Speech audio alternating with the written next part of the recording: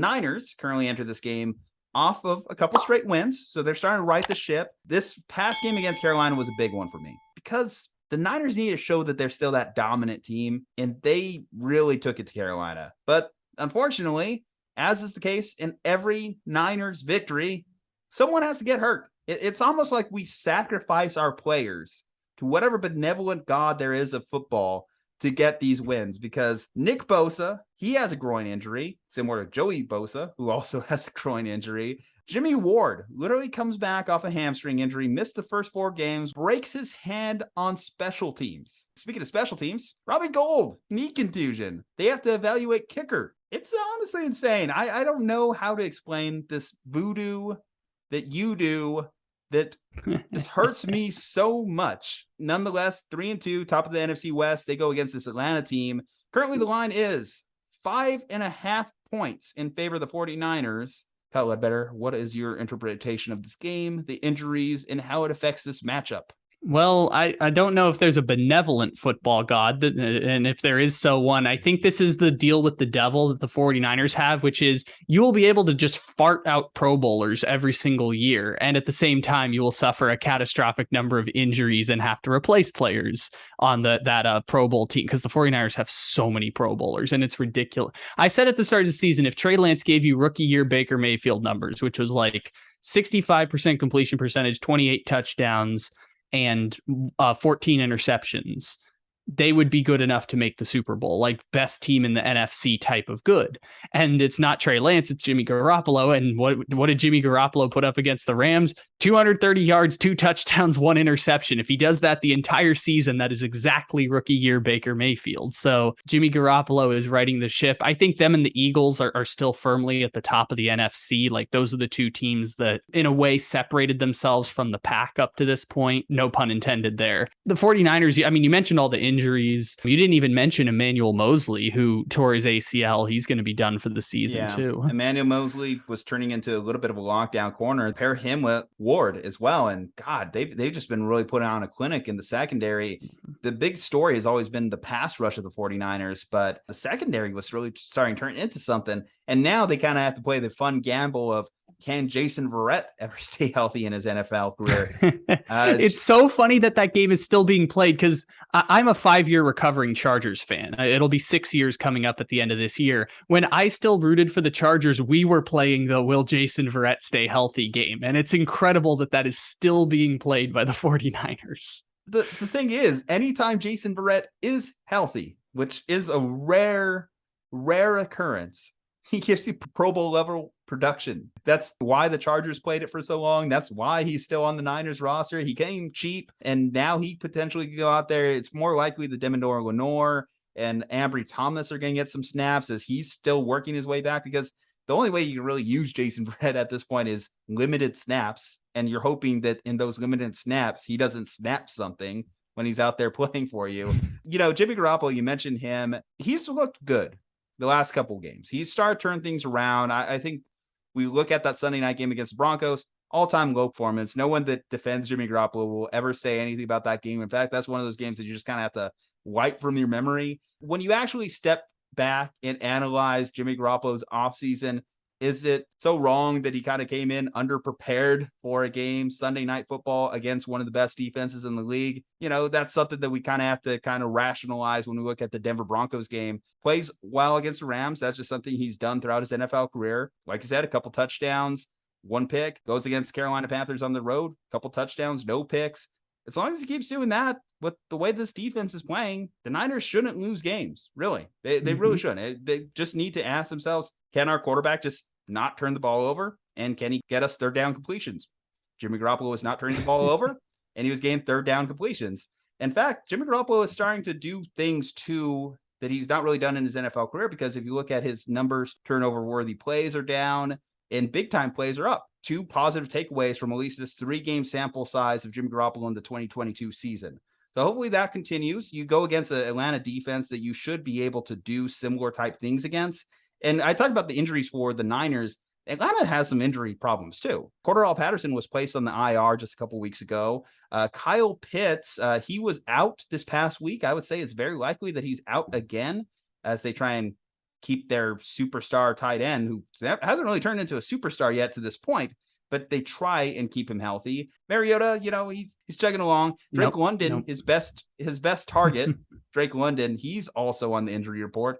So you're talking about your top 3 playmakers, and Patterson, Pitts, and London all potentially missing this game. What can a Marcus Mariota do but just sit there and die? So obviously I'm picking the Niners. That's not much of a shock. This could be a game that gets ugly for him. And, I'll say this. There's a weird thing that always happens when the Niners play Atlanta that I'm not going to go into this one completely 100% confident in, just because it's one of those superstitious things. I go back to the 2019 season.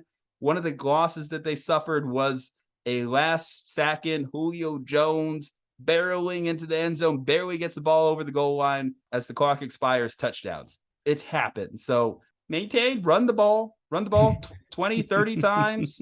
Jimmie Garoppolo just does enough. The defense, hopefully Nick Bosa is out there, but if anything, hold him for the Chiefs game. I don't mind that. Hold him for the Chiefs game if you can afford it, because I think you could get enough defense out of the unit we have. I will say, to the 49ers point, before I say some funny jokes about the Falcons, to the 49ers point, the 49ers are a team that's built on a really, really good defense and an average offense.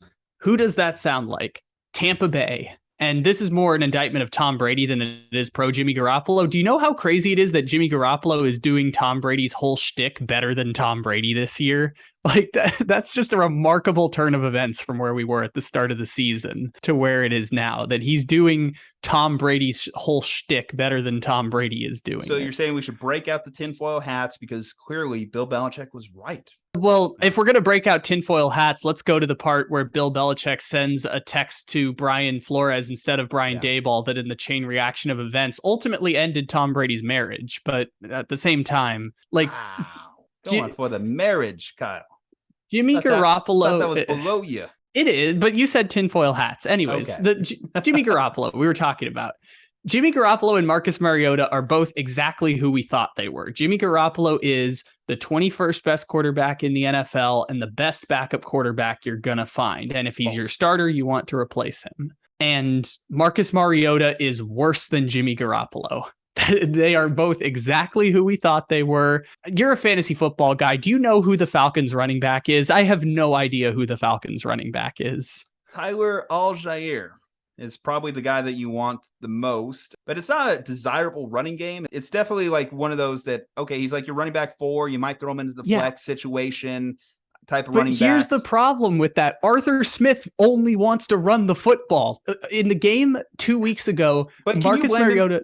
But can you blame him? Because Cordell Patterson, when he was healthy, was running it so well. That's what kind of sucks about him being hurt. Going back to the fantasy football thing, that does suck. Cordell Patterson was killing it. You spent your 2 highest draft picks on receiver. What was the point? You spent the 2 best blue chip picks in your rebuild on receivers, and all you want to do is run the football. And now you got to run the football with a shitty running back. And I will say the Falcons offense sucks. Like, let's just put that out there first and foremost. But if you're going to suck, do it with Desmond Ridder. I don't even care if you think he's going to be your future quarterback. If your offense is going to suck with the rookie instead of when Mariota throws an interception, they run 15 consecutive run plays. That's a thing that happened 2 weeks ago. Mariota threw a pick and they ran 15 consecutive run plays. Against the Bucs last week, they had 0 points at halftime and Mariota had 32 passing yards on a 40% completion percentage. If your offense is going to be butt-ass terrible, just play the rookie. Who cares? You're somehow better than the Panthers, and that's already somehow a success for this season. Yeah, I don't know how much of a pass Arthur Smith is going to continue to have in Atlanta. It's kind of tough to say because similar to Matt Rule, we talked about Matt Rule and his firing. I think Arthur Smith's done better things in the sense that I do like what they do with the running game when they have their full complement of players available. And the defense, whereas it was truly awful a couple years ago, has started somewhat get better, improve. I mean, I have been saying they should have had an opportunity about that for the last 4 years. The Falcons, I have to commit them to this. For 4 to 5 years, they've had the same strategy of if we just never address our defense, eventually it will fix itself. And I have to say the dividends are finally showing up to that result. Okay, you have a point with this one. Marcus Mariota, I'm not seeing it. I haven't seen it through 5 games. And similar to what we talked about with Trubisky and what we talked about with Pickett, okay, maybe it's time to say, okay, Mariota, this was your second shot. And I was okay with him getting a second shot, similar to actually Trubisky too. I was okay with Mariota getting a second shot because still talking about a former number 2 overall pick. We saw the flashes in the few games that he got an opportunity to play with the Raiders. Who knows? Maybe he was ready to come back out there and be a starting quarterback in the NFL again. Clearly, it doesn't look like it's the case. It looks like Mariota is still the same Mariota that got benched for Ryan Tannehill a couple of years ago. So now you can officially pull the plug on it and say, yeah, it's Desmond Ridder time. And Desmond Ridder, I don't know. I guess I'm still holding a little bit against him for how the college football playoff went, that I saw him against the NFL competition in NFL players in Alabama, and he wasn't able to get anything going offensively. Maybe take a look at some of the things he did in the preseason. Maybe some of that could translate because there was some positive takeaways there.